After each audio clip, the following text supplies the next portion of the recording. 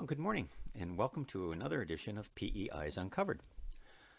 Today's topic, I think, is a fun topic. It's all about storytelling.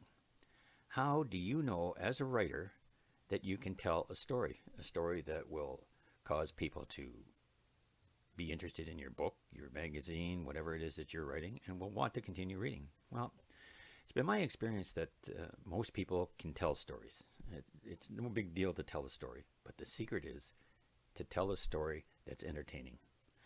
Now, when I was a young fellow, I earned the reputation of being a storyteller because, quite frankly, my imagination ran wild. I could make up stories about anything. I would entertain adults, children, whatever it is. I can remember as a child, my aunts and my mother gathered in the kitchen in Charlottetown, and anytime I'd walk by, they'd call me in there and, Jimmy, tell us a story, tell us something, And right at the spur of the moment, I would make up something that would have them literally rolling on the floor in laughter. You know that you can tell a story when you get reactions like that. I remember I was about 6 years old, and we were living in the East End, and I had several friends in the neighborhood, maybe 6 or 7 of us, all of the same age group, gathered together, and we would play in the field out back. Whether it be flying kites or playing ball or tag or just chasing bees around, whatever it was that you did at 6 years old at that time. In one end of the field was a huge rock, not quite a boulder, but it was a large rock. But we would gather around that thing because it was situated almost in the middle of a cluster of brush that we used as sort of a fort, a gathering place. Well, anyway, one day we were sitting in there, and I looked at the rock, and I got this idea. And I said to the kids around there, this is not just a normal rock. This rock is covering a hole. And every once in a while, the devil rolls back this rock and escapes from hell. And he wanders through the neighborhood, wreaking all kinds of havoc. And the story went on and on to the point where the children eventually ran home screaming. And I thought, wow, that was a good one. But when I was left alone there, I was looking at that rock and I was saying to myself, Eventually I ran home terrified myself.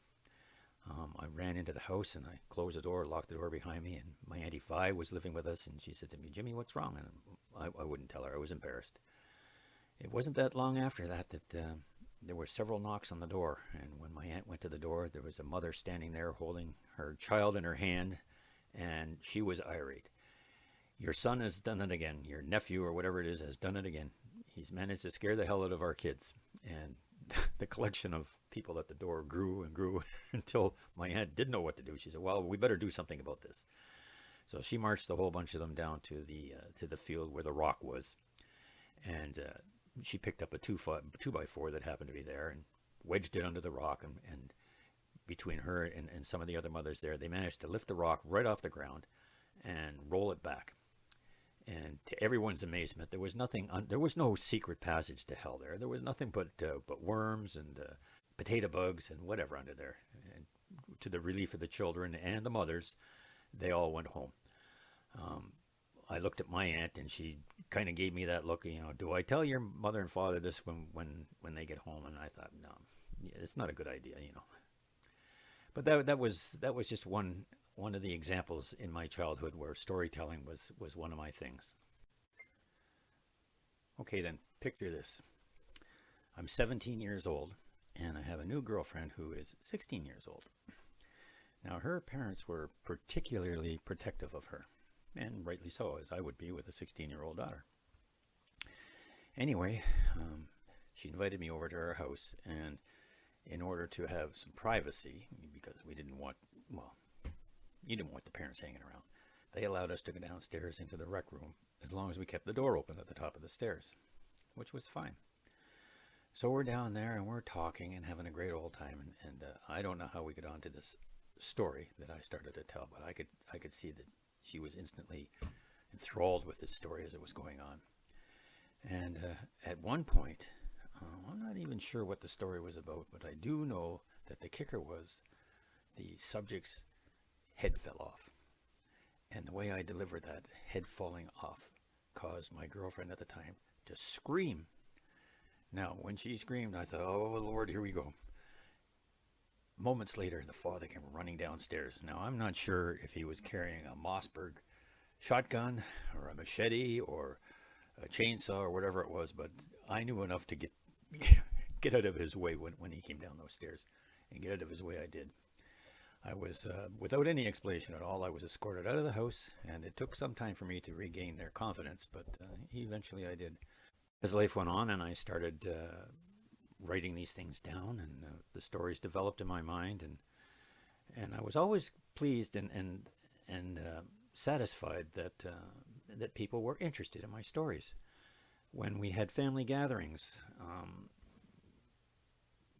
be it my cousins, my aunts or uncles or something, I would always be front and center telling a story, and I always got the reaction that I was looking for. And how did that happen?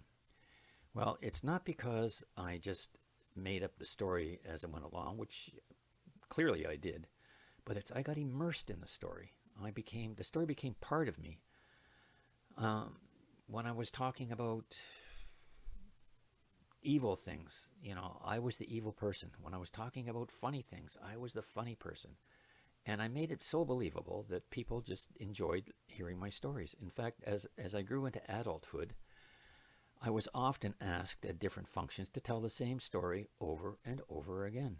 And so successful was I at this that my wife at the time decided, well, I've heard the story enough times, and Jim is not telling it right. Now, I change my stories, I add to it, but to be told that your story's not being told right was kind of, I don't even know what the word is for that, and here I am a writer. But eventually we got to the point where I could tell the story and get the reaction that I wanted. And so when it came time to create P.E.Eyes, a Ben and Vern detective novel series, it was quite easy for me to take caseloads that I had and turn them into the stories that developed. It's extremely rare that I would sit down at my keyboard and know what I was going to write. I always just sat there and I'd inhale and I'd take a deep breath and I'd just wait and see who came to my mind. And if it was Ben, it would be a Ben story. If it was Vern, it would be a Vern story. And sometimes the two of them would banter back and forth.